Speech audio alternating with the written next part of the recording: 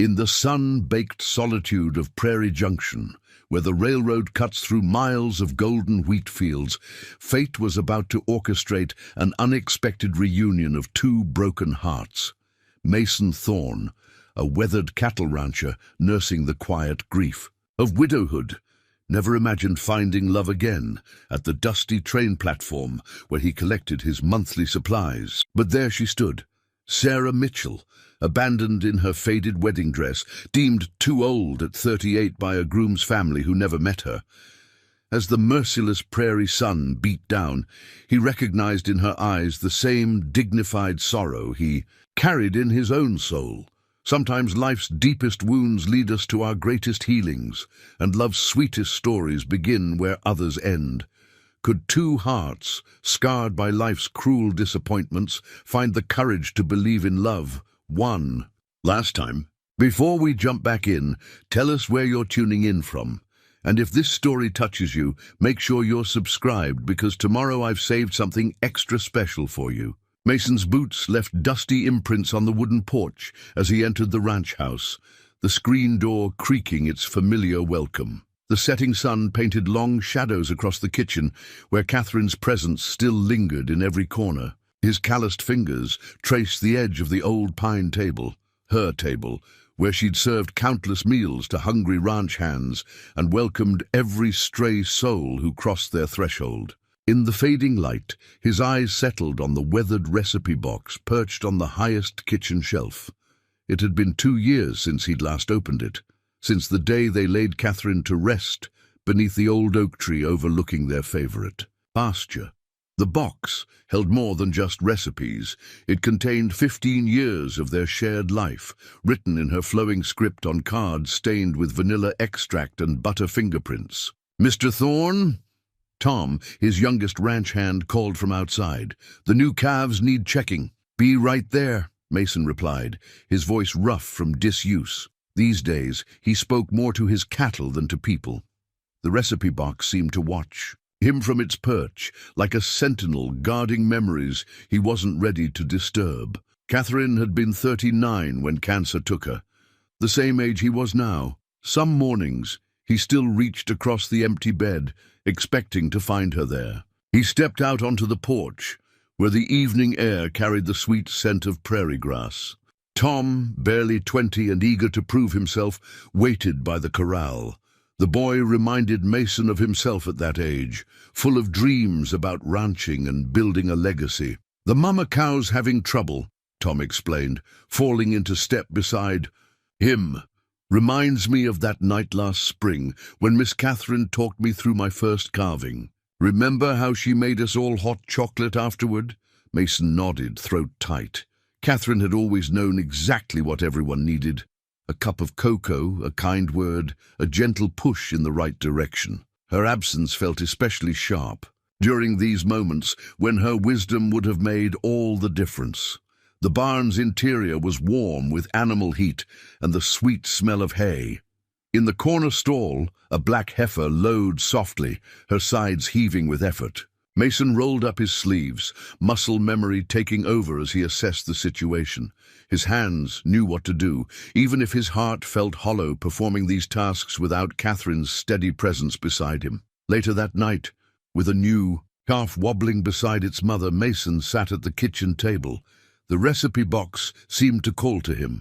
With hands that trembled slightly, he finally reached for it, bringing it down from its perch. Inside, beneath recipes for buttermilk biscuits and apple pie, he found Catherine's letters, ones she'd written during her last months, tucked away like precious secrets. "My dearest Mason," the first one began, "when you find these, I hope, enough time has passed that the memories bring more smiles than tears." His vision blurred as he read her final gift to him, permission to love again. "Life is too precious to spend it alone," she'd written.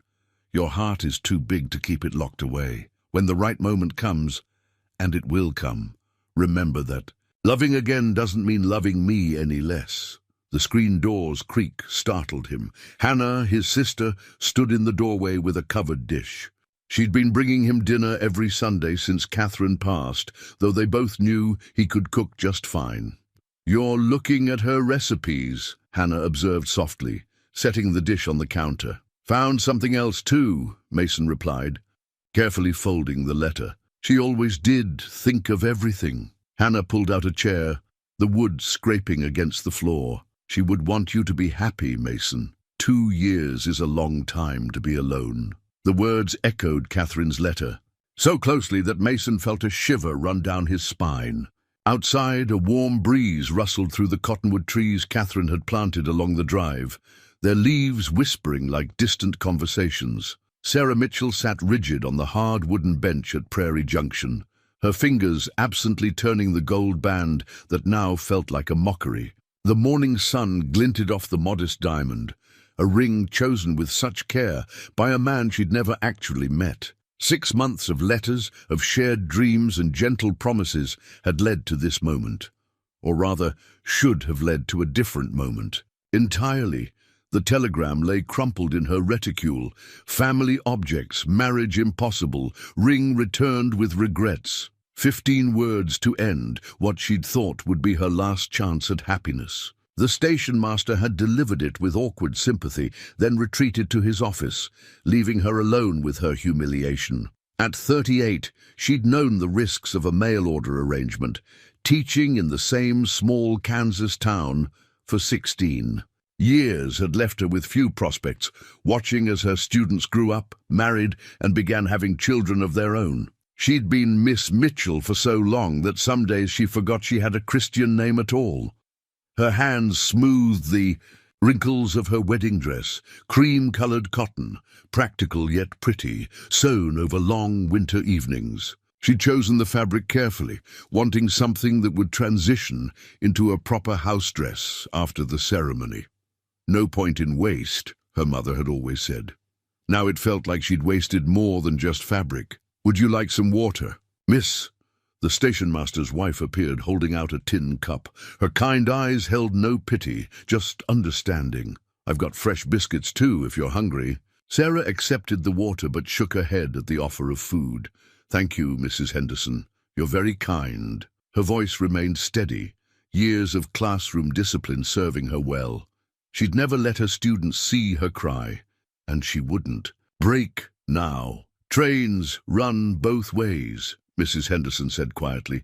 "No shame in going back home." But there was shame in returning to the whispers and sidelong glances, in facing her sister's well-meaning but insufferable pity. Emily, younger by 10 years and already blessed with 3 children, had warned her against this venture. "At our age," she'd said, though she was hardly old enough to use "our," "we must be practical about expectations." Sarah's fingers closed around the ring in her pocket.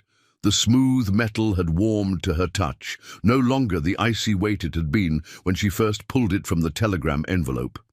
James Cooper had seemed so different from the local men who dismissed her as too educated, too independent, too set in her ways. His letters spoke of books they both loved, of his dream to build a proper library in his growing Montana town, of wanting a wife who could be a true partner. What his letters hadn't mentioned was his mother's determination to secure a younger bride for her only son, one with better prospects for providing grandchildren. Sarah had learned this from the station master, who'd overheard the family's heated discussion at the telegraph office earlier that morning. "Better to know now," he'd said gruffly before shuffling away to attend to his duties. Perhaps he was right, but knowledge was cold comfort on a day when all her hopes lay shattered on a station platform hundreds of miles from home. A distant whistle pierced the morning air, another train approaching. Sarah straightened her spine, years of posture, lessons becoming armor. She had money enough for a return ticket, and her position at the school probably remained open. Miss Wilson, who'd agreed to substitute, had been planning to marry in June anyway.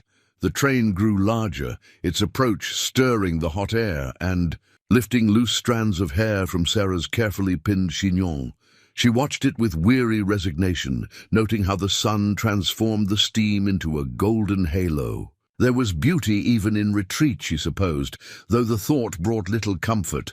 The ring in her pocket seemed to grow heavier with each passing moment. It represented more than just a broken engagement. It was every no she'd received. In life, every door closed because she was too much of this or not enough of that. Part of her wanted to fling it onto the tracks, let it be crushed beneath the approaching train's wheels. Instead, she gripped it tighter. Some battles weren't worth fighting, her father used to say, but that didn't mean you had to surrender your dignity. The screen door of the station office banged shut as Mason emerged with his monthly supply list. The sound made Sarah start, her hands instinctively clutching her reticule closer. She watched as he paused on the weathered boards of the platform, his eyes squinting against the harsh morning light. There was something in his bearing that spoke of careful dignity, the kind earned through years of facing whatever the day might bring. Mason noticed her tears before she realized she was crying. The sunlight had caught them, turning them into tiny prisms on her cheeks. Without thought, he reached into his pocket and withdrew a handkerchief, plain white cotton, pressed and folded, the way Catherine had taught him. A man should always carry two, she'd insisted, one for himself and one for someone in need. "Ma'am," he said, extending the carefully folded square. His voice was rough from disuse but gentle, like someone approaching a startled deer. Sarah hesitated before accepting the offering. The handkerchief was clean but well-worn, the kind of practical item that spoke of a man's character. A small CT was embroidered in one corner in faded blue thread. "Thank you, Mr. Thorne? Mason Thorne." He shifted his weight, boots creaking on the platform boards. "My ranch is about 10 miles east." She dabbed at her eyes, careful not to smudge what remained of her composure. "Sarah Mitchell, I should apologize for being such a spectacle." "No need for apologies out here, Miss Mitchell. Prairie's seen worse than a few honest tears." The simple truth in his words loosened something in her chest. "Mrs. Henderson offered me biscuits," she said, not knowing why she shared this detail. "I couldn't accept. Somehow that seemed like admitting defeat." Mason nodded, understanding, written in the lines around his eyes. Sometimes the kindness of strangers is the hardest thing to bear. The station master emerged from his office, pointedly busying himself with the arrival board, though no trains were due for hours. His wife appeared in the doorway behind him, her face a mixture of concern and curiosity. "I should return your handkerchief," Sarah began, but Mason raised a weathered hand. "Keep it. Seems like you might have more need of it than I do today." A ghost of a smile touched Sarah's lips. "The initials, they're not yours." "No, ma'am.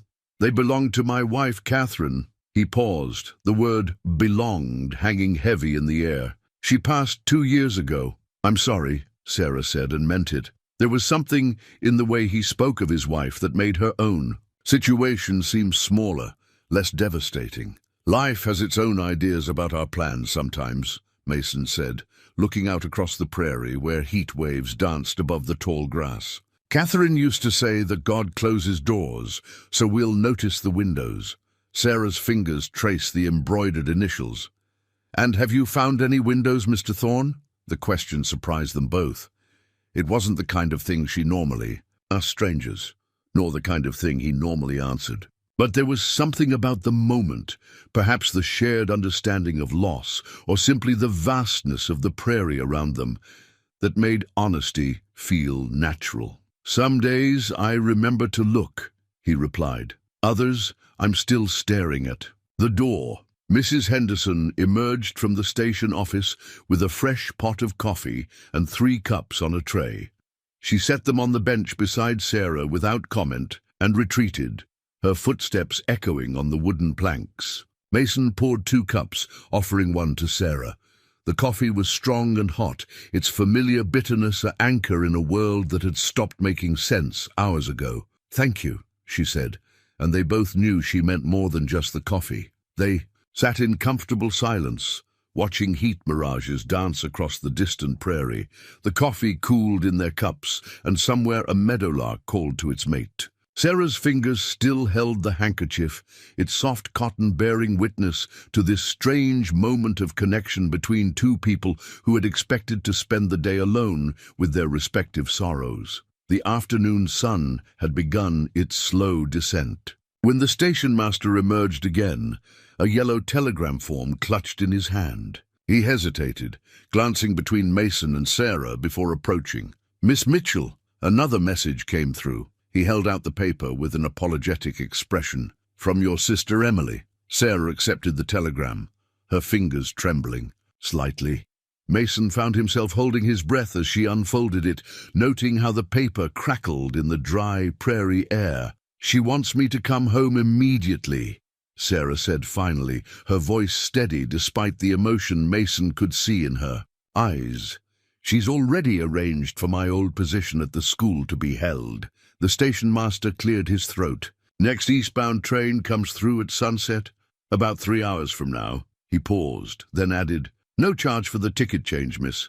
Least we can do." Mason watched as Sarah carefully refolded the telegram, tucking it away with the first one. Her movements were precise, controlled, the gestures of someone who had spent a lifetime maintaining dignity in difficult moments. He thought of Catherine's letter in his pocket, of her words about love and second chances. "Miss Mitchell," he heard himself say, "might I make an alternative suggestion?" Sarah looked up, surprise flickering across her features. The station master paused in his retreat, turning back with poorly concealed interest. "I own a good-sized ranch," Mason continued, his heart hammering against his ribs. 600 acres, debt-free, good water rights, strong herd. But it needs," he swallowed hard, "it needs what I can't give it alone. A proper home. A future." Understanding dawned in Sarah's eyes, along with something that might have been hope or fear. "Mr. Thorne, I'm not offering out of pity," he said quickly, needing her to understand, "and I'm not looking to replace what I've lost, but I recognize something in you, something steady and true, something worth building a life around." The station master had given up any pretense of leaving, standing rooted to the platform as if carved from the same wood as the support beams. Through the office window, Mrs. Henderson's face appeared and disappeared like a prairie moon behind clouds. "We're strangers," Sarah said softly, though Mason noticed she hadn't said no. "We're both people who understand loss," he replied, "and hope, and the courage it takes to try again." He reached into his pocket, withdrawing Catherine's letter. "My late wife wrote me something before she passed, about how love isn't meant to be locked away. I didn't understand until today, sitting here, watching how you faced your disappointment. With such grace." Sarah's fingers found Catherine's handkerchief, still folded neatly in her lap. "You're suggesting marriage? Today?" "Judge Wilson stays late at his office on Thursdays," the station master interjected, then reddened as both Mason and Sarah turned to look at him. Just mentioning it. Mason felt a smile tugging at his lips, his first genuine smile in longer than he could remember. "What do you say, Miss Mitchell? Shall we disappoint your sister and surprise my ranch hands in one fell swoop?" For a long moment Sarah was silent. Mason could almost see the thoughts racing behind her eyes, all the practical concerns, the risks, the potential for more heartbreak. But there was something else too, a spark of adventure that reminded him of Catherine's letter. Life is too precious to spend it alone. "You should know," Sarah said finally. "I'm considered rather strong-minded for a woman my age. I have opinions about books and education. I'm not very good at being decorative." Mason's smile widened. "My cattle don't care much for decoration, Miss Mitchell, but they've been known to appreciate a strong mind now and then." The station master's wife burst from the office, unable to contain herself any longer. "I've got a cake," she announced. "Not a proper wedding cake, mind you, but I baked it fresh this morning, and I can press your dress, miss, if you'd like." Sarah looked down at her cream-colored cotton dress, then back at Mason. A slow smile spread across her face, transforming it in a way that made Mason's heart skip. "Well, Mr. Thorne, it seems the window you mentioned has just blown wide open." The ranch house emerged from the twilight, like a painting slowly coming into focus, a two-story structure of weathered wood and quiet dignity, with a wrap-around porch that spoke of summer evenings and peaceful contemplation. Mason's wagon wheels crunched on the gravel drive as they approached, the sound drawing several ranch hands from the nearby bunkhouse. In her lap, Sarah held the iron key Mason had given her after the hasty ceremony. Judge Wilson had raised an eyebrow at their request, but had conducted the proceedings with proper solemnity, seeming to recognize something genuine in their unconventional arrangement. Now, as the wagon rolled to a stop, the key's weight felt both promising and terrifying. "That's Tom by the corral," Mason said softly, nodding toward a young man whose expression wavered between curiosity and confusion. "And that's Burke and Henderson by the bunkhouse. Good men, all of them." Sarah nodded, noting how the ranch hands tried to mask their surprise at seeing a woman in a wedding dress seated beside their boss. Their attempts at casualness might have been comical under different circumstances. "Mr. Thorne," Tom called out, stepping forward. "We weren't expecting—" His voice trailed off as he searched for appropriate words. "Mrs. Thorne and I were married this afternoon," Mason said, the new name falling from his lips with careful reverence. He climbed down from the wagon and moved to help Sarah descend. "She'll be making her home with us now." The key pressed against Sarah's palm as she accepted Mason's assistance.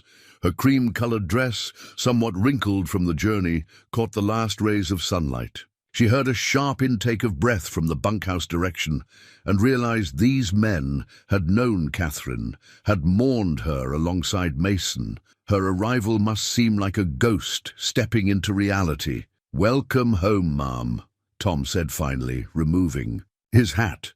The others followed suit, a gesture of respect that brought unexpected tears to Sarah's eyes. Mason's hand found the small of her back, steady and reassuring, as he guided her toward the porch steps. The wooden boards creaked a familiar welcome beneath their feet. At the door, he stepped back slightly, making space for her to use the key. Sarah's hands trembled as she fitted the iron key into the lock. The mechanism turned with a solid click that seemed to echo across the prairie itself. The door swung open, revealing a home that held both welcome and challenge in its shadows. The kitchen came first, clean but bearing the unmistakable signs of a house maintained by a man alone. The curtains hung slightly crooked, and dishes were stacked in practical but joyless efficiency. A recipe box perched on a high shelf caught her eye, and she remembered Mason's earlier mention of Catherine's culinary legacy. "I know it's not what you expected," Mason said quietly, watching her take in her new domain. "When you packed for a different life this morning." Sarah turned to face him, still holding the key. In the fading light, his features held a vulnerability that touched her deeply. "Life rarely gives us what we expect, Mr. Thorne. Sometimes it gives us something we didn't even know to hope for." A shuffling sound drew their attention to the doorway, where Tom stood, awkwardly holding Sarah's carpet bag. "Burke's bringing—" "The trunk, Mom," he said. "We'll just set everything in the parlor unless you'd prefer otherwise."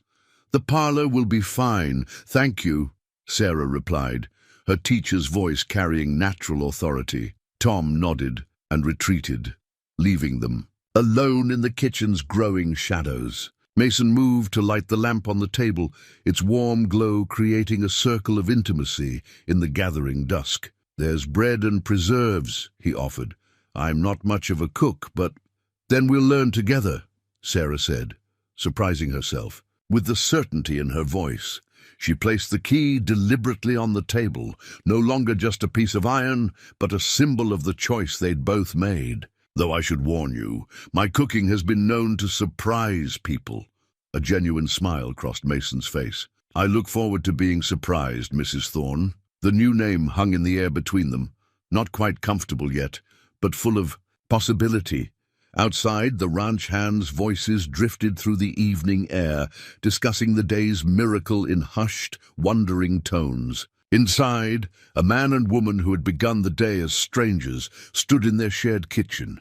watching lamplight dance across walls that held one life's memories and another life's promises. Dawn found Sarah standing at the kitchen window, coffee cup warming her hands as she surveyed the overgrown rectangle that had once been Catherine's garden. Morning glory vines had claimed the fence posts, their purple flowers just beginning to open in the early light. Beneath them, perennials fought for space with determined weeds, creating a wild tangle that spoke of both neglect and resilience. She loved that garden. Mason's voice came from behind her, startling Sarah from her contemplation. Used to say it was her piece of paradise in the prairie. Sarah turned to find him already dressed for the day's work, his coffee cup matching. Hers, one of the small domestic rhythms they'd discovered in their first week together. It's still beautiful in its own way, she offered. Wild, but beautiful. Mason moved to stand beside her at the window. I couldn't bring myself to touch it after, well, felt wrong somehow, changing what she'd planted. The garden seemed to hold their silence, morning light catching on dew-heavy spiderwebs strung between the ruins of what must have been neat rows. Sarah thought of Catherine's recipe box, now sharing space with her own modest collection of cookery notes. Some legacies she was learning were meant to be built upon rather than preserved unchanged. What if, she said carefully, we didn't change it so much as restore it, give it room to be what it was meant to be again? Mason's reflection in the window showed a complex mix of emotions. You wouldn't mind working in her garden? I think, Sarah replied, choosing her words with care, that gardens are meant to grow. Like people, like, she hesitated, then finished softly, like love.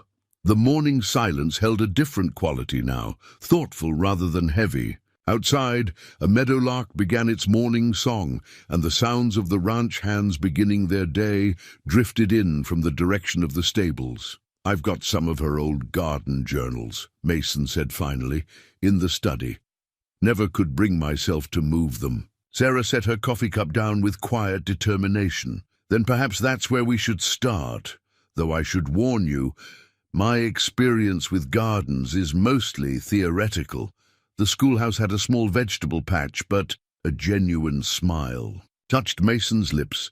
Catherine killed 3 rose bushes before she got the hang of it, said the prairie had to teach her its own ways of growing things. Their laughter, shared in the morning light, felt like another small victory. These moments had been coming more frequently, brief connections over shared meals, quiet conversations as they settled into their new routine. Last night, she'd found him reading one of the books she'd brought from her teaching days, and they'd talked about literature until the lamp oil ran low. Tom mentioned the general store's getting seed catalogues in next week, Mason said, his voice holding a note of careful hope. If you'd like to look through them. For the garden, Sarah felt something warm unfurl in her chest. Not the desperate hope she'd carried to Prairie Junction as a mail-order bride, but something steadier, more grounded. I'd like that very much. The sound of pots clattering in the bunkhouse reminded them of the day ahead. The men will be wanting breakfast soon, Sarah said, moving toward the stove with growing confidence. She'd learned quickly that ranch hands were far more appreciative of hearty food than perfect presentation.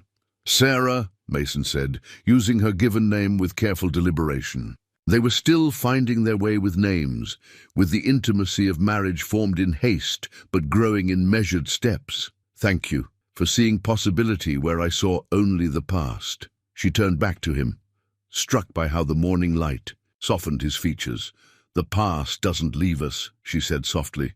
It just makes room for what comes next. As if in answer, a morning breeze stirred the garden's wild growth, creating waves of movement in the tangled green. Through the window, Sarah could almost imagine the garden it would become. Not Catherine's garden exactly, but something new, something that honored what was while embracing what could be. Like their marriage, it would require patience, care, and the courage to let beauty find its own way of blooming. The first Sunday after their marriage dawned clear and cool. Sarah stood before the modest washstand, pinning her hair with careful precision, when she heard Mason in the hallway. He carried something wrapped in faded velvet, his steps deliberate, as he made his way to their shared bedroom. "I thought," he said, hesitating in the doorway, "you might want to add your family's names." He unwrapped the package, revealing a leather-bound Bible, its pages gilt-edged but worn with years of handling. "It's tradition in the Thorne family, recording our histories together." Sarah's hands stilled on her last hairpin. Through the mirror, she watched as Mason placed the Bible on the small table between their sides of the bed. Its presence there felt significant, a bridge between past and present. "My father was a preacher," she said quietly, turning to face him. "Did I mention that? He kept our family Bible just like this one. Emily has it now." Mason opened the cover carefully, revealing pages of flowing script spanning generations. "Catherine added her family's line here," he said, finger tracing a column of names. "She said a marriage isn't just two people, but two histories coming together." Sarah moved to stand beside him, their shoulders nearly touching as they looked down at the recorded lives. Birth dates, marriage dates, death dates, all carefully preserved in different hands. She found Catherine's name, written in Mason's strong script, with a death date that made her heart ache for his loss. "Look here," Mason said softly, turning to a blank space beside their hastily recorded marriage date. "Room for your family, too. Your parents, grandparents, all of them. They're part of our story now." Sarah traced the empty space with gentle fingers. "Papa would have liked that. He always said family trees need new branches to stay strong." She paused, then added, "Though I doubt he imagined his daughter's branch growing quite this way." A comfortable silence fell between them as Mason pulled out the chair for her at the small writing desk. She sat, accepting the pen he offered, and began to write. Her father's name came first, Reverend James Mitchell, born in Ohio, laid to rest in Kansas soil. Then her mother, her grandparents, the aunt who taught her to love books. "Margaret Rose Mitchell," she said as she wrote. Her mother's name. She made the best apple pies in 3 counties. Used to say cooking was just love made visible. Mason smiled. Catherine would have liked her. She believed the same about her garden. The mention of Catherine no longer brought the awkward tension of their first days. Instead, it felt natural, a ghost transformed into a gentle presence, like pressed flowers between Bible pages. "Tell me about your parents," Sarah said, making room for the Thorne family history beside her own. As Mason spoke of his father's determination to build the ranch from nothing, of his mother's quiet strength, Sarah's pen moved steadily across the page, weaving their histories together in permanent ink. A knock at the door interrupted their task. "Mr. Thorne?" Tom's voice carried through the wood. "Burke's wife's asking if Mrs. Thorne's still planning to help with the Sunday school lesson." Sarah glanced at the clock, surprised by how the morning had slipped away. "I'll be right there," she called, adding the final name to their growing family tree. Mason helped her gather her teaching materials, primers and simple readers she'd brought from her old school. "You don't have to do this," he said, "teaching the ranch hands children." "I want to," she replied, straightening her skirts. Besides, Mrs. Burke was right. They shouldn't have to ride 10 miles to town for basic schooling. She paused at the door, looking back at the Bible still open on the table. "We all bring what we can to a marriage, don't we? You brought me this home, this chance. I bring what I know, teaching, caring, trying to make things a little better." Mason's expression softened with understanding. Catherine used to say something similar, about how love isn't just feeling, it's doing. She was a wise woman, your Catherine. Sarah said it naturally, without jealousy or reservation. "I hope sometimes she knows her garden will bloom again, that everything she planted here, love, family, hope, it's all still growing." Mason touched the Bible gently, their 2 family histories now forever entwined on its pages. "I think she knows," he said softly. "I think she's known all along." The sound of galloping hooves shattered the pre-dawn quiet. Sarah rolled over in bed to find Mason already pulling on his boots, his movements quick but controlled. Tom's voice carried through the window, tight with urgency. "Mr. Thorne, the north fence is down. Lightning strike from that storm last night. Cattle are already pushing through." Mason grabbed his hat. "How many head we looking at?" "At least 30 breaking for the Miller property. Burke and Henderson are trying to hold them, but with that fence down..." Sarah was already reaching for her dress. "I'll pack food for the men," she said. Years of crisis management as a teacher surfacing in her calm efficiency. Mason paused at the door. "This could be a long day. You don't have to..." "I know," she said, buttoning her dress with swift precision. "I want to. Now go, before we lose more cattle." The kitchen became her command center as she heard horses thundering away.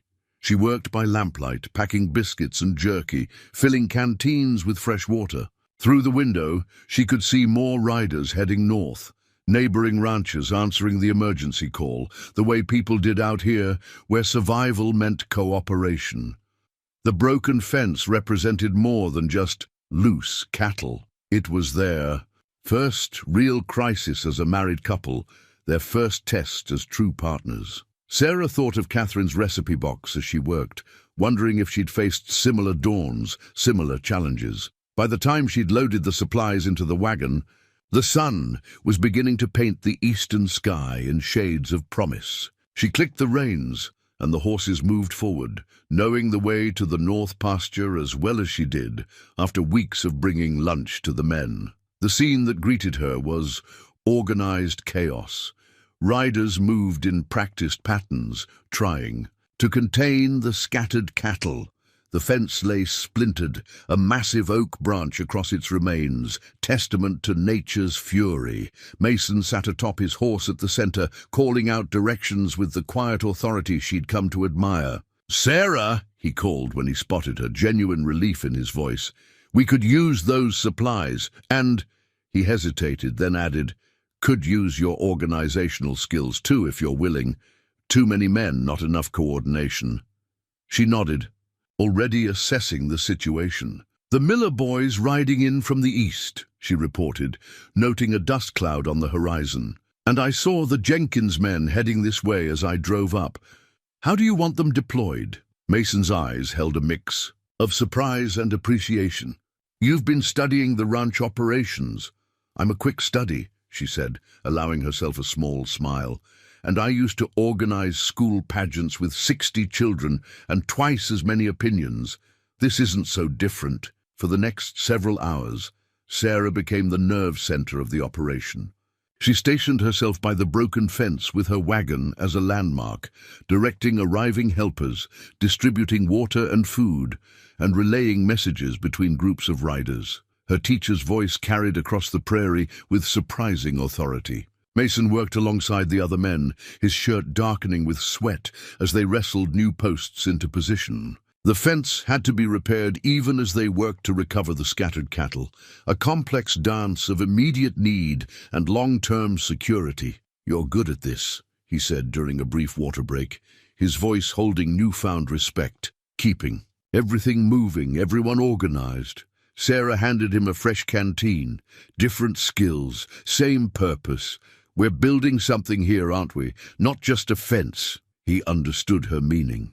They worked in seamless tandem now, his experience with the land matching her gift for organization, his physical strength complementing her strategic mind. When Tom rode up with news of the last cattle being herded back, their shared smile felt like a private victory. The sun was setting by the time the fence stood complete. Neighbors began riding for home, their departures accompanied by knowing looks at how naturally Mason and Sarah worked together. The crisis had revealed something to the community. This marriage, rushed and unexpected as it was, had formed a genuine partnership. "Thank you," Mason said, as they loaded empty canteens into the wagon, "for being here, for understanding what needed doing." Sarah looked at the repaired fence, solid and true against the darkening sky. "This is my home now," she said simply. "My life, my responsibility." She paused, then added softly, "Our future." Mason's hand found hers, work-roughened fingers intertwining, with quiet certainty. The broken fence had forced them to face their first challenge together, and in meeting it, they'd built something stronger than wood and wire: trust, understanding, and the deep satisfaction of shared purpose. The letter arrived on a Tuesday, tucked between seed catalogues and a newspaper from back east. Sarah recognized the handwriting immediately, the careful penmanship of James Cooper, the man who'd left her standing in her wedding dress at Prairie Junction. Mason was out checking the herd when she found it, and for a long moment she simply stood in the kitchen, letting the familiar weight of uncertainty settle over her. "Mail's here, Mrs. Thorne," Tom called through the screen door already. Heading back to his duties, he'd taken to delivering anything personal directly to the house, a gesture of respect that still warmed her heart. Her fingers trembled slightly as she broke the seal. The paper was expensive, the kind used for business correspondence, and she could smell a hint of tobacco, James's preferred blend. "My dear Miss Mitchell," the letter began, as if her marriage to Mason had never happened, "I write to express my deepest regrets regarding the unfortunate events at Prairie Junction. Mother has since reconsidered her position, and I find myself hoping that you might not have journeyed too far to consider returning." The screen door's creak announced Mason's return, just as Sarah reached the letter's middle section. She turned to find him watching her, his expression shifting from welcome to concern as he read her face.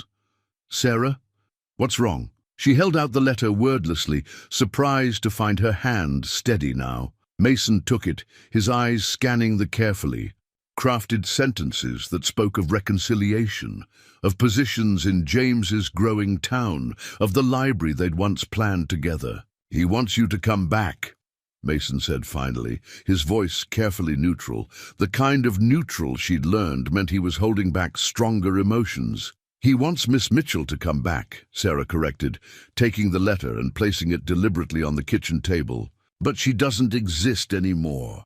She disappeared somewhere between Prairie Junction and here." Mason's shoulders remained tense. "You had plans with him. Dreams. A whole life mapped out in those letters you exchanged." "Paper dreams," Sarah said, softly, "like paper flowers, pretty to look at but no real roots." She moved to the window, looking out at the garden she'd begun to reclaim. Real flowers struggled there, fighting for life against the prairie wind, but their beauty was honest, earned. "The library," Mason said, and she heard the slight catch in his voice. "You could have that with him. Books, learning, everything you trained for." Sarah turned back to face him, really looking at this man who'd offered marriage to a stranger and then worked every day to turn that impulsive decision into something real. "Do you know what I've learned here, Mason? That life isn't about what you have, it's about who you become while building it." She crossed to Catherine's recipe box, now sharing space with her own teaching materials and garden journals. "I'm building something here, with you. The school for the ranch children, the garden, our home. It's not the life I imagined, but it's real. It has roots. But if you regret, the only thing I regret," she interrupted, surprising them both with her vehemence, "is that it took me so long to understand the difference between dreams and reality. James Cooper offered me a position, a role to play. You offered me a partnership." Mason moved closer, close enough that she could see the mix of hope and uncertainty in his eyes. "Sarah, I never want you to feel trapped here. If there's something more you need," she reached for his hand, work roughened and real. "What I need is right here, a man who sees me as I am, not as an idea of what a wife should be, a home that challenges me to grow stronger every day, a life that's sometimes messy and hard, but always honest." Her fingers found the letter on the table, and with deliberate care she tore it in half. The sound seemed to break something in Mason, some last restraint. He pulled her close, holding her with a fierceness that spoke of fear and relief mingled together. "I thought," he whispered into her hair, "when I saw his handwriting, No," she said, understanding all he wasn't saying. "But some doors once closed should stay that way, especially when you've found a better window." Through their kitchen window, the prairie stretched endless and promising. their shared future written in every blade of grass, every head of cattle, every flower fighting its way toward the sun. Sarah felt Mason's heartbeat steady against her. Chica knew, with bone-deep certainty, that no paper dreams could compare to this reality they were building together. The first signs of the approaching storm came at dusk, an unnatural stillness in the air, a strange green tinge to the clouds building in the west. Sarah stood on the porch, watching the sky with growing concern as Mason emerged from his study, carrying a leather-bound journal, its pages yellow with age. "Father's weather diary," he explained, settling beside her on the porch swing. 30 years of storms and seasons, all recorded right here. He could read the prairie like most men read newspapers. Sarah leaned closer, examining the careful handwriting that documented decades of weather patterns. September 1899, she read. Clouds show anvil formation to northwest. Cattle restless, air pressure dropping. She looked up at Mason. Just like today. He nodded, turning pages with practiced care. That storm nearly took the barn. Father wrote down everything he learned from it. Where to move the cattle, how to secure the buildings, which signs to watch for. Thunder rolled in the distance, and the wind began to pick up, carrying the scent of rain. Tom appeared from the direction of the bunkhouse, his young face serious. "Mr. Thorne, Burke says this looks like a big one coming." Mason consulted the journal again. "Father's notes say with this wind direction, the creek bottom will flood first. We need to move the herd to higher ground." He turned to Sarah. "This could get rough."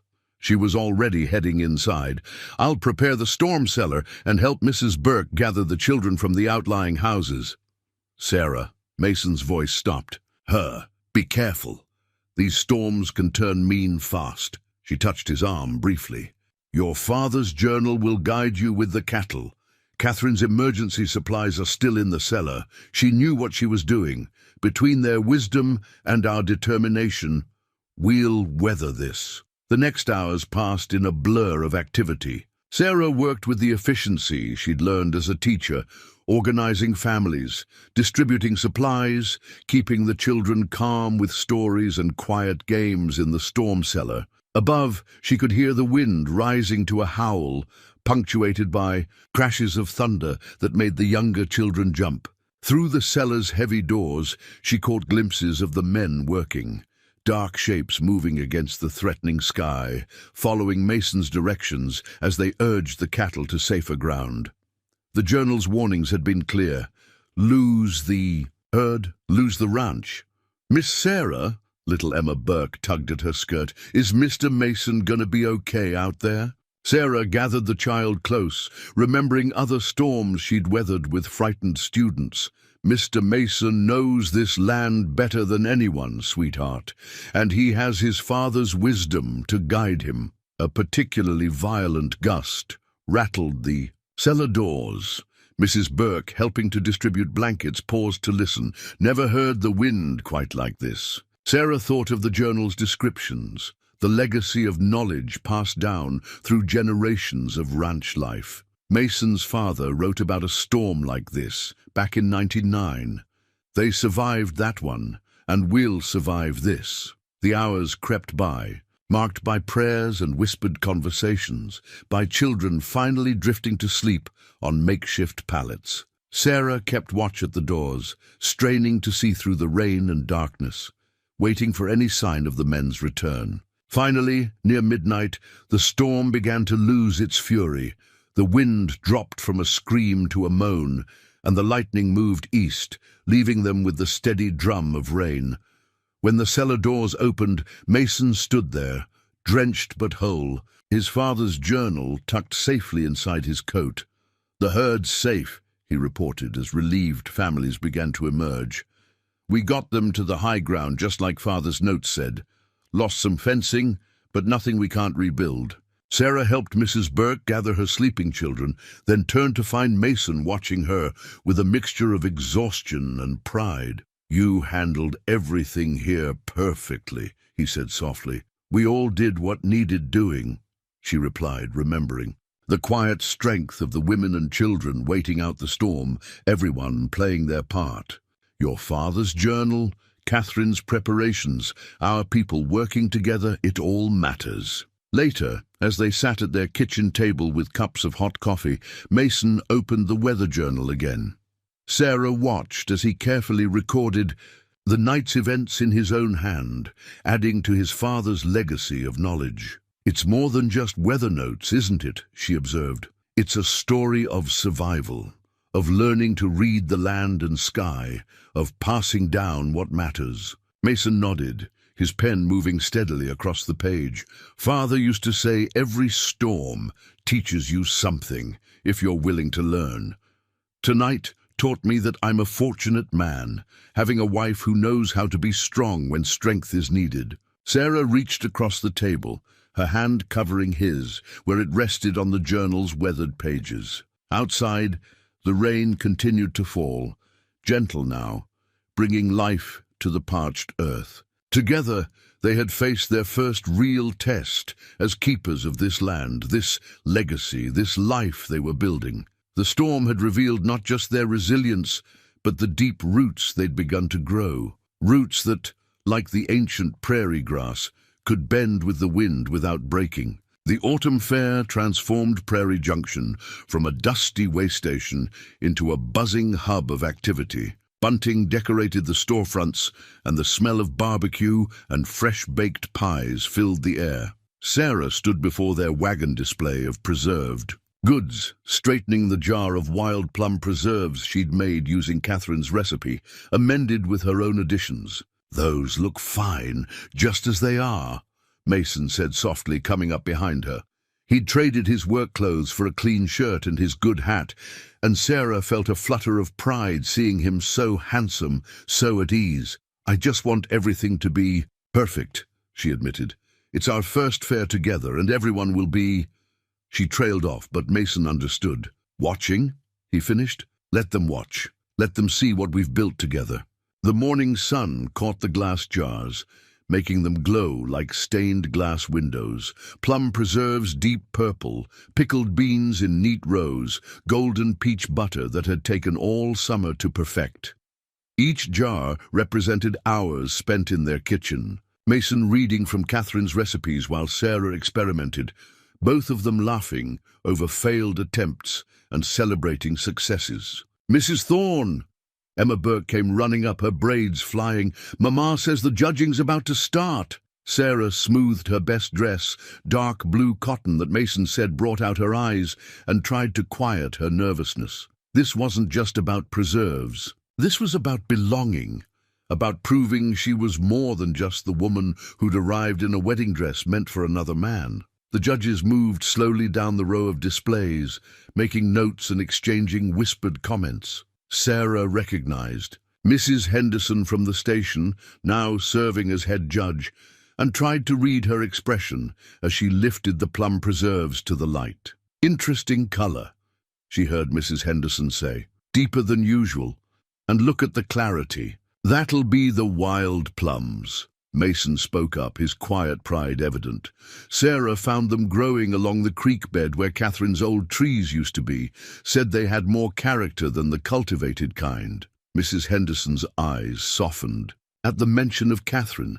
She always did say those wild plums were worth the extra trouble. She turned to Sarah. "You've done her recipe proud, Mrs. Thorne, and added your own touch, I think." Sarah nodded. "A bit of orange peel and vanilla bean. Catherine's notes mentioned experimenting with different flavors, so I thought—" She stopped, suddenly aware of the small crowd gathering around their display. "Well," Mrs. Henderson said, pinning a blue ribbon to their display board, "I'd say both you and Catherine were right. Best preserves I've tasted in 10 years of judging." The ribbon's blue silk caught the sunlight as bright as hope. Sarah felt Mason's hand find hers, squeezing gently.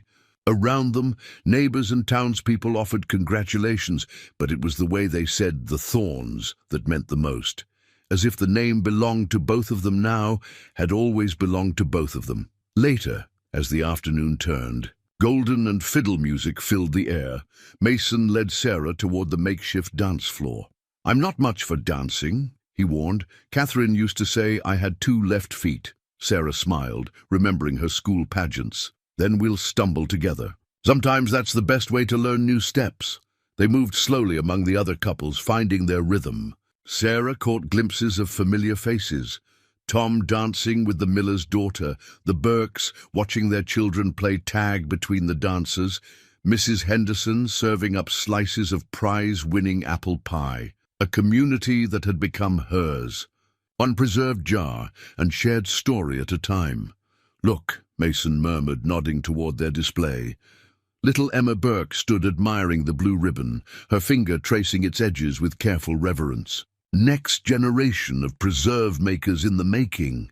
"Maybe we could teach her," Sarah suggested. "Start a preserve-making class along with the regular lessons. Pass on what we know, just like Catherine's recipes were passed to us." Mason's arms tightened around her slightly.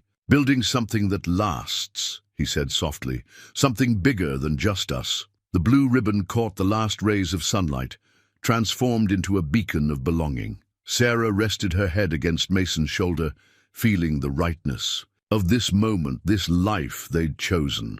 They'd taken 2 separate stories and preserved them together, creating something new and sweet and lasting, like wild plums transformed by patience and care into something precious. The letter arrived wrapped in Emily's familiar, flourished handwriting, but it was the second envelope inside, addressed in their father's shaky script, that made Sarah sink into her kitchen chair. The last letter she'd received from him had been 4 years ago, when he'd retired from the pulpit. "Bad news?" Mason asked from the doorway, his arms full of firewood for the approaching winter. Sarah shook her head slowly. "I'm not sure yet." She broke the seal on her father's letter, aware of Mason quietly setting down the wood and moving to put the kettle on. He'd learned, these past months, when to offer presents without pressure. "Dear Sarah," the letter began, "your sister tells me you have married. A rancher, she says, though she knows little else. I find myself thinking of your mother's last words to me, that our greatest test of faith is learning to trust in joy. We didn't plan for..." The kettle's whistle made her jump. Mason poured 2 cups of tea, setting one beside her with the same care he showed handling newborn calves or Catherine's recipe box. "Papa's had a stroke," she said finally, looking up. "From the pages. He's recovered mostly, but Emily thinks I should come home to help care for him." The words felt strange in her mouth. Home having become this kitchen, this man, this life they'd built together. Mason settled into the chair across from her, his face carefully neutral. "When would she want you to go?" "That's just it." Sarah spread the letters on the table between them. "Emily's letter talks about coming home for good. She mentions a teaching position opening up at my old school. Talks about how Papa needs his family around him." She met Mason's eyes. "She writes as if my marriage to you was just another false start, like the arrangement with James." The silence stretched between them, broken only by the crack and pop of the newly laid fire. Outside, the first snow of the season began to fall, delicate flakes dancing past the window. "Would you want to go?" Mason's voice was gentle, but Sarah heard the echoes of old wounds, Catherine's death, the years of loneliness, the fragile trust they'd built together. "Want to?" "No." She reached across the table, taking his work-roughened hand in hers. "But Papa raised us on sermons about duty and family obligation. Emily's carrying it all alone right now, and I..." She squeezed his hand. "I need to know what you think, what you feel." Mason was quiet for a long moment, his thumb tracing circles on her palm. "I think," he said finally, "that I understand duty to family better than most. And I think that any man who raised a daughter like you deserves care in his time of need." He met her eyes steadily. "But I also think there might be another way." Sarah felt something ease in her chest, the beginning of hope. "What do you mean?" "The East. Room upstairs," he said. "The one we've been talking about turning into a proper library. It gets good light. And with some help from Tom and the others, we could add a bathroom like we did for Mrs. Burke's mother." he paused. If your father was willing, and if you wanted, you'd open our home to him? Sarah whispered. Even though he's a stranger, Mason's smile held a touch of his dry humor. Seems to me I have a history of opening my home to strangers who become family. Sarah stood, moving around the table to wrap her arms around his shoulders from behind. She pressed her face into his neck, breathing in the familiar scent of wood smoke and honest work. I love you, she said, the words coming naturally now. Do you know that? Not just for this offer, but for understanding who I am. All of me, including where I come from. He turned in his chair to face her. Write to Emily, he said softly. Tell her our door is open if father wants to come west. Tell her she's welcome too, her and the children, whenever they can visit. We'll make room. His eyes crinkled at the corners. That's what family does, isn't it? Makes room for what matters. Sarah looked around their kitchen, at Catherine's recipe box sharing space with her mother's old Bible, at the blue ribbon, from the fair hanging beside Mason's father's weather journal, at the way the firelight made shadows dance across walls that had seen generations of love and loss and new beginnings. Yes, she said, that's exactly what family does. She picked up her father's letter, seeing it now not as a threat to her happiness, but as an opportunity to bridge two worlds. I'll write to them tonight. Show them that home isn't always where you started. Sometimes it's where you find the courage to begin again. Dawn painted the wheat fields gold as Sarah stood at the edge of their property, watching the first harvest wagon roll toward the waiting fields. Mason had been up since before first light, checking equipment and organizing the crew. Now he rode, up beside her, his horse's breath making clouds in the cool morning air. First harvest together, he said softly, reaching down to touch her shoulder. Catherine always said harvest shows you what you've really been growing all year long. Sarah covered his hand with hers. More than just wheat and cattle, I'd say. The harvest crew assembled. Ranch hands and neighboring farmers who still believed in the old ways of communities working together. Tom sat proudly atop the new mechanical harvester, a purchase Mason and Sarah had decided on together after long evenings studying costs and capabilities. Mrs. Thorne, Mrs. Burke called from the chuck wagon, we're ready when you are. Sarah had spent weeks preparing for this day, combining Catherine's harvest recipes with her own innovations. The men would need steady meals to keep them going through the long days ahead. She'd learned that feeding a harvest crew was as much about nurturing spirit as body. Remember when you first came? Mason asked as she turned to go. Tom thought. You might be too citified for ranch life. Sarah laughed, remembering her early awkwardness. He wasn't entirely wrong. But growing into something new, that's what harvest is all about, isn't it? The day unfolded like a well-rehearsed dance. The mechanical harvester moved through the wheat fields, guided by Tom's careful hands. Teams of men followed, gathering and binding, their movements practiced and efficient. Sarah and Mrs. Burke kept the chuck wagon moving, bringing food and water where needed. Mason rode between groups, overseeing operations with quiet confidence. But Sarah noticed how often his eyes found her, as if making sure she was real, that this shared harvest wasn't just something he'd dreamed during his lonely years. By midday, the first fields were done. The men gathered in the shade of the chuck wagon, drinking coffee and sharing the hand pies Sarah had baked in the pre-dawn. Hours. She heard snippets of their conversation about how the ranch had changed, how it felt more alive somehow. Different kind of harvest this year, old Burke said, his voice carrying across the group. Feels more like the old days, when Catherine... He stopped, looking uncertainly at Sarah. Go on, she encouraged. I'd like to hear about those days. The old rancher's face softened. She'd make these molasses cookies, had her own special recipe. Said a harvest crew ran on sugar and stories as much as anything. Sarah reached into the wagon and brought out a tin. You mean these cookies? Found the recipe in her box. Took me 3 tries to get them right. The men's faces as they bit into. The familiar cookies told her more than words could. about memory and continuity, about how love could be passed down through something as simple as a well-worn recipe card. Later, as the sun began its westward slide, Mason found her by the last, unharvested field. "You've done more than just help with the harvest," he said.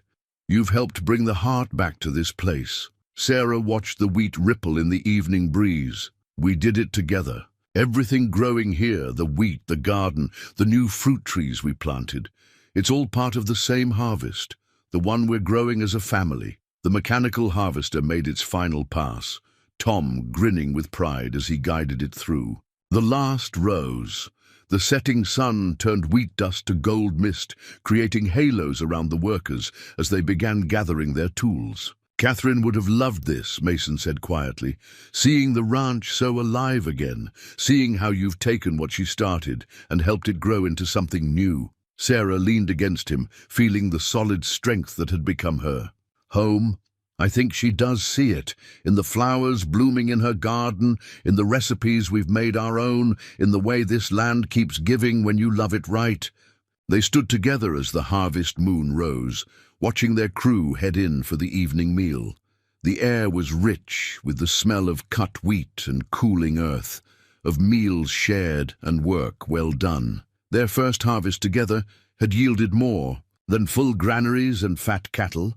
It had produced the sweet fruit of belonging, of two lives woven together as naturally as wheat stalks plaited into a harvest crown. "Come on," Mason said finally, taking her hand. "Let's go home.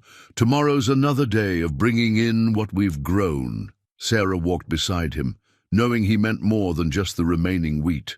They were harvesting the seeds they'd planted months ago on that train platform, seeds of trust, of second chances, of love that grew stronger for being chosen rather than planned.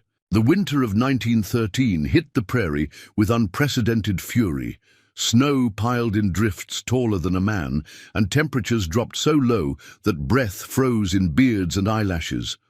Sarah stood at the window of their bedroom, watching Mason and the men struggle through another morning of breaking ice on the cattle troughs when she remembered the trunk in the attic. Mason's grandmother made it, Catherine had written in her journal, a wedding quilt meant to last generations. On the coldest nights, it carries the warmth of all the loves that came before. Sarah climbed the attic stairs, shivering as her lantern light fell across the old trunk. Inside, carefully wrapped in muslin, lay the quilt, a masterpiece of tiny stitches and intricate patterns, each piece telling part of the Thorne family story. "Sarah," Mason's voice carried up the stairs. "Where are you?" She gathered the quilt, in her arms, feeling its substantial weight. "In the attic. I found something we need." Mason met her at the bottom of the stairs, snow melting from his coat. His eyes widened at the sight of the quilt. "Grandmother's wedding gift. I couldn't. I know," she said softly, understanding how some memories needed time before they could be touched. "But I think she'd want it used now, when we need it most." That evening, as wind howled outside like a living thing, they sat together beneath the quilt in front of the fire. Sarah's fingers traced the patterns while Mason told her the stories behind each one. The star pattern from his grandmother's journey west, the interlocked rings from his parents' courtship, the tiny flowers Catherine had added along one border. "There's room here," Sarah observed, touching an empty corner, "for our own piece of the story." Mason's arm tightened around her. "What would you add?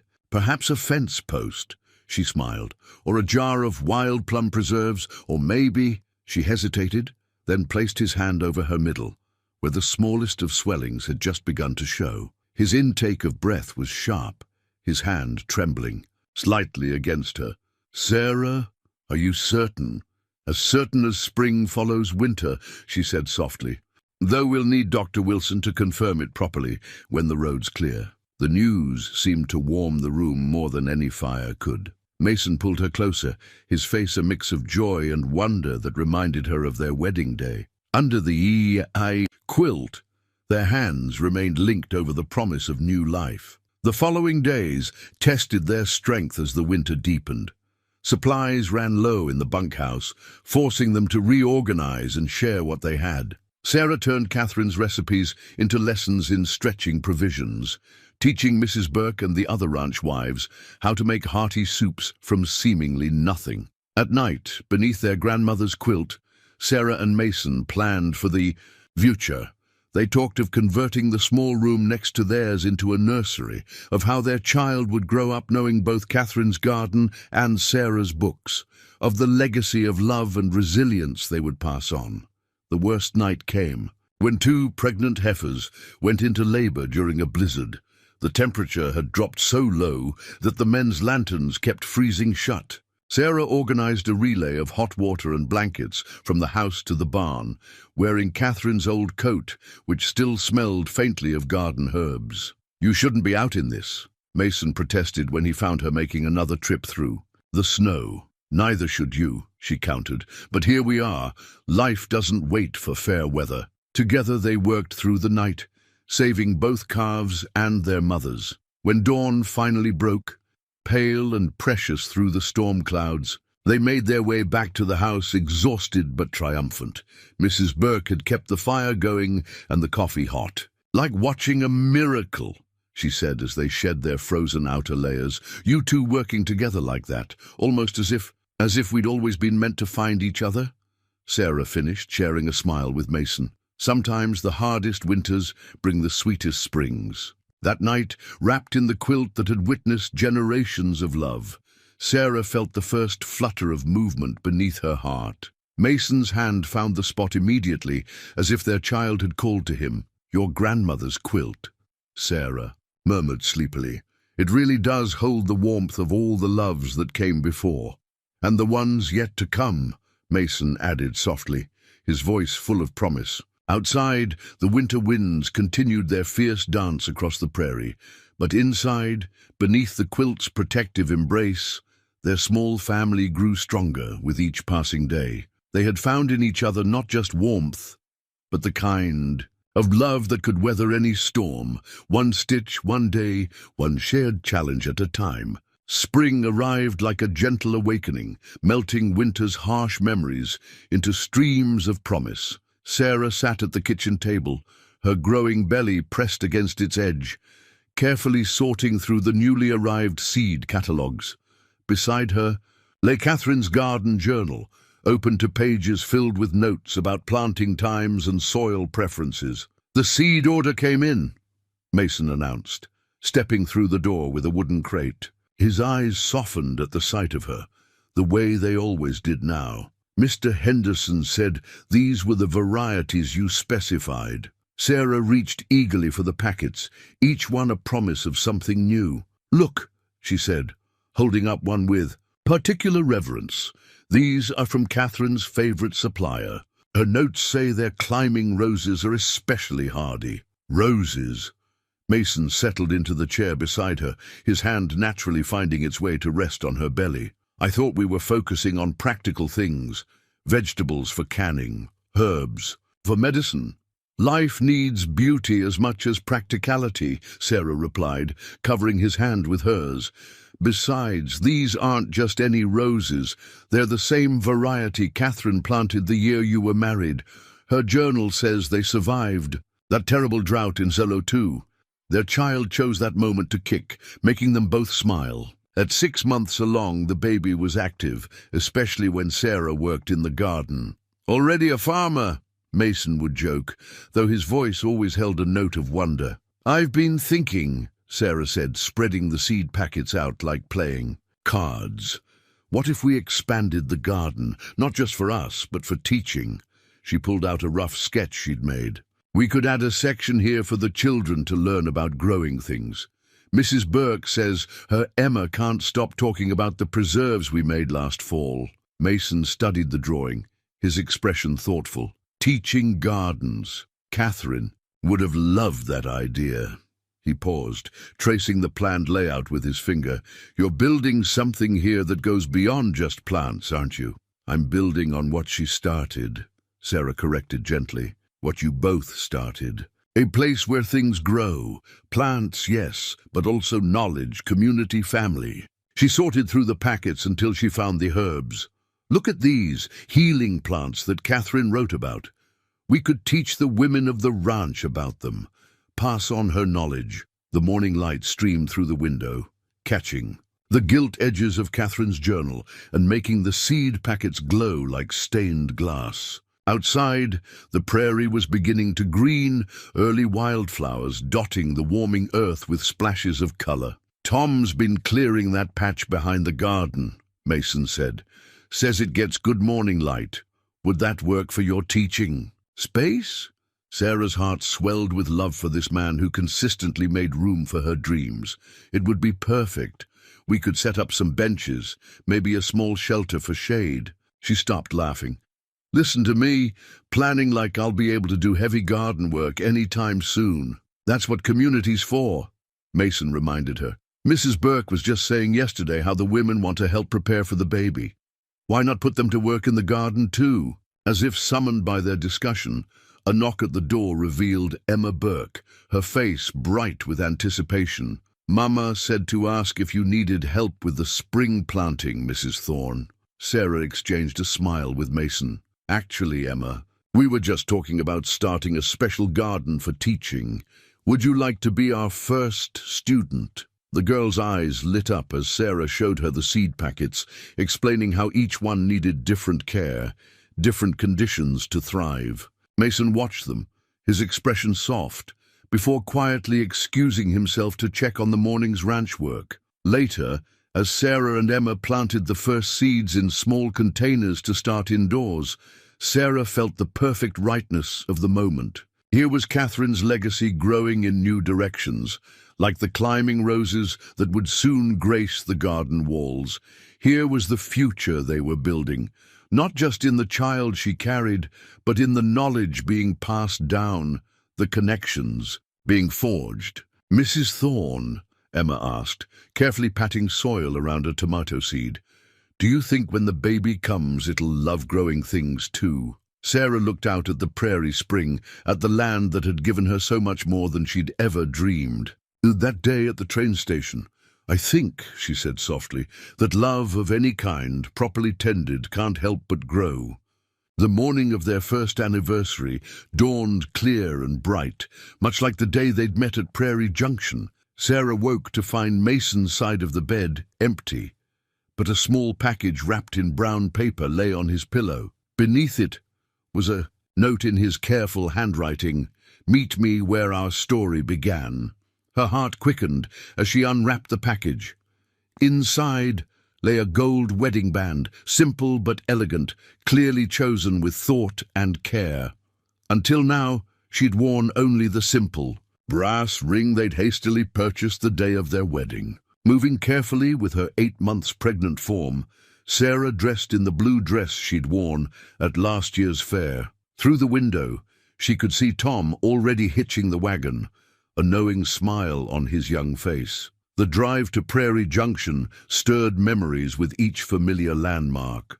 The fence they'd repaired together during that first crisis, the wild plum trees that had yielded such wonderful preserves, the creek where they'd found Catherine's roses growing wild. Each site was a chapter in their story. The station platform looked just as it had that day. Sun-bleached wood, the same creaking boards, even Mrs. Henderson's geraniums blooming in their tin cans. But now Mason stood waiting, dressed in his good suit, his hat held respectfully in his hands. "Exactly 1 year ago," he said as Tom helped her down from the wagon, "you sat here with a broken dream and incredible courage." He took her hands in his. "I didn't know then that watching you face disappointment with such grace would change my life forever." Sarah felt tears threatening. "Mason, let me finish," he said softly. "I've been thinking about what to give you for our anniversary. Thought about jewelry or maybe a new piano like you mentioned missing from your teaching days." He pulled something from his pocket, the brass ring she'd worn all year. "But then I realized what I really wanted to give you was a proper choice." He knelt carefully on the platform, mindful of his Sunday clothes. "Sarah Mitchell Thorne, this past year you've turned my house back into a home. You've helped me honor Catherine's memory while building our own joy. You've shown me that love isn't just something that happens to you, it's something you choose. Every day, he held up both rings. So I'm asking, will you choose me again? Not in haste or desperation, but with the knowledge of exactly who we are together. Sarah was fully crying now, remembering another man's rejection on this very platform, remembering how that ending had led to this beautiful beginning. "You wonderful, foolish man," she said through her tears. "I choose you every morning when I wake up and every evening when I fall asleep. I choose you with every seed we plant and every story we share." She held out her hand, letting him slide the brass ring off and replace it with the gold one. But when he went to pocket the old ring, she stopped him. "No," she said, "let's keep it somewhere special, to remind us that sometimes the most precious things start simply." As if on cue, Mrs. Henderson emerged from the station office with a cake, a proper one this time, with white icing and fresh flowers from Catherine's garden. Other familiar faces appeared, the Burkes, Tom and his sweetheart, even Judge Wilson, who had married them. "Did you plan all this?" Sarah asked, amazed. At the gathering crowd, Mason smiled. "Actually, they planned it. Said our story gave them hope. Reminded them that love can bloom in unexpected places." They shared cake and memories on the platform where their journey had begun. Sarah noticed how naturally Mason's hand kept finding hers, how their fingers, intertwined like the roses climbing their garden walls back home. "Your father's train arrives next week," Mason reminded her softly.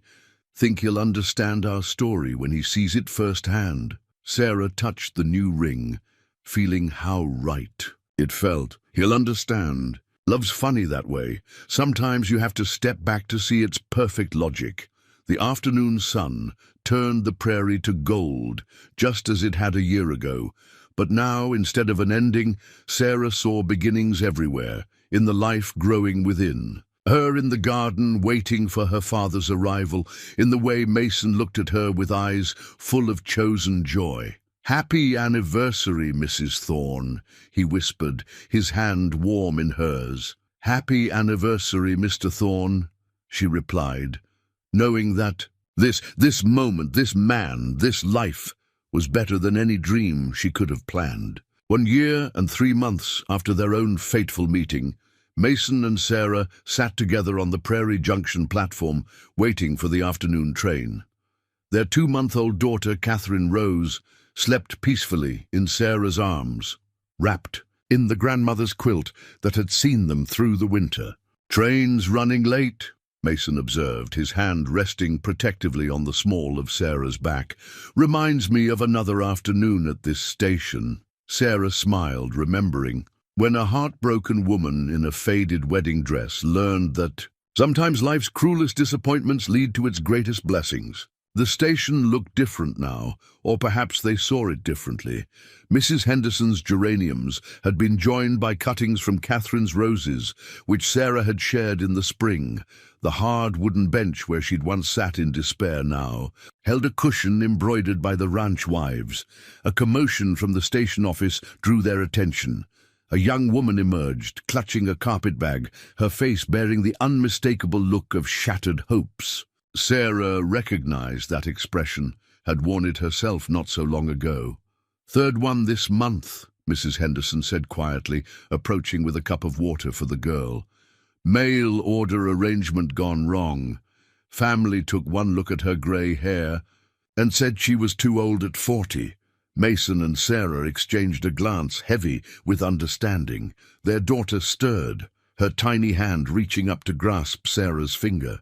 Looking at the stranger's devastation, Sarah felt the weight of all the moments that had led her here, to this man, this child, this life, rich with chosen love.